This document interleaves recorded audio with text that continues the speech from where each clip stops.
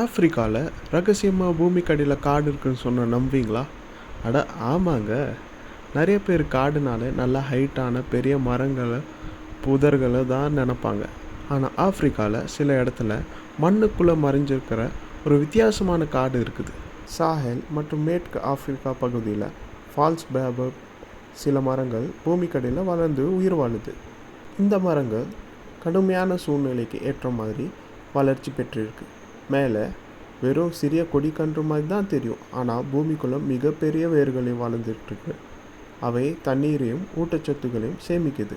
வெட்டினாலும் வேரிலிருந்து மீண்டும் வளர்ந்து விடும். இதுக்கு என்ன முக்கியத்துவம்? சுற்றுச்சூழல் பாதுகாப்பு. இந்த மரங்கள் மண்ணை கட்டுப்படுத்தி மண்ணை அழியாமல் தடுக்குது.